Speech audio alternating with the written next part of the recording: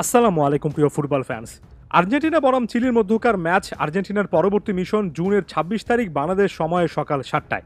সে ম্যাচটাকে সামনে রেখে প্ল্যানিং এখন থেকে চলছে এবং প্রাথমিক যে প্ল্যানিংয়ের কথা বলা হচ্ছে বা পরিবর্তনের কথা বলা হচ্ছে সেখানে গুরুত্বপূর্ণ কয়েকটা পয়েন্টের আভাস ফুটবল ফ্ল্যাগের এর আগের ভিডিওগুলোতে পাওয়ার কথা বেশ কয়েকটা বিষয় নিয়ে কিন্তু আলোচনা করেছি। যেমন এই ইনফরমেশনটা জানিয়েছিলাম যে ম্যাচ পরবর্তী প্রেস কনফারেন্সে লিওনেল স্কালোনি গুরুত্বপূর্ণভাবে বলেছেন যে কানাডিয়ান প্লেয়াররা অনেকগুলো সুযোগ তৈরি করেছেন এবং আর্জেন্টিনা অনেকবারই প্রতিপক্ষকে নিজেদের গোলমুখে শট নিতে বা আক্রমণ করতে অ্যালাউ করেছে। পরবর্তী সময়টাতে তিনি বা পরবর্তী ম্যাচগুলোতে তিনি কোচ হিসেবে এই জিনিসগুলো নিয়ে আরেকটু কাজ করতে চান, অর্থাৎ এখানে প্রতিপক্ষকে অনেক সুযোগ করে দেওয়া এই বিষয়টা নিয়ে কাজ করতে চান। এই জিনিসটা একটু মাথায় রাখুন। এর পাশাপাশি লেফট ব্যাক পজিশন নিয়ে এত বেশি আলোচনা করেছি যে সর্বশেষ হিট ম্যাপ দিয়েও দেখিয়েছি যে লিওনেল মেসি এবং আনহেল ডি মারিয়া মাঠে থাকলে কিভাবে হুলিয়ান আলভারেজ একজন নাম্বার 9কেও ডি বক্সের অনেকটুকু নিচে নেমে নানা জায়গায় আসলে ওদের পজিশনের সঙ্গে মানিয়ে নিয়ে খেলতে হয়, কিভাবে লেফট সাইডে একজন লেফট ব্যাকের দায়িত্ব অনেকটুকু বেড়ে যায়, তাকে অনেকটুকু উপরে উঠে এসে উইকটা ধরে রাখতে হয়।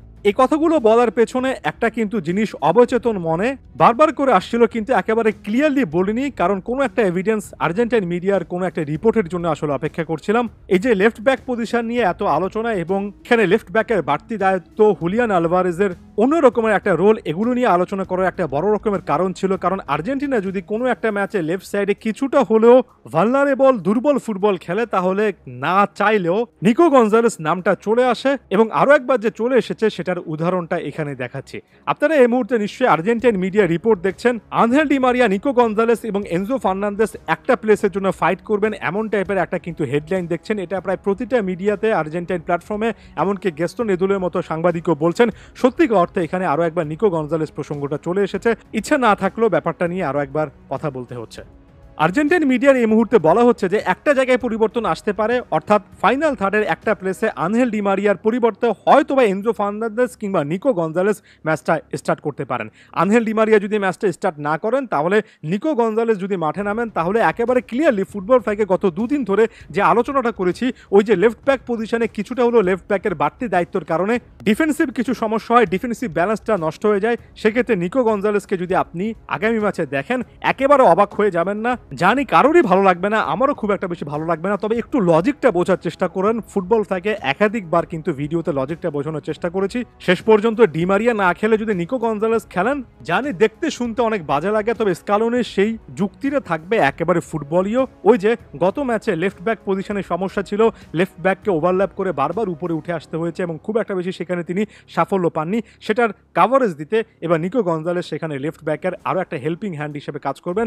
লেফট সাইডে ডিফেন্সিভ কাভারেজের পাশাপাশি যখন অ্যাটাক লাগবে তখন আসলে উপরে উঠে এসে সেই কাভারেজটা দেবেন।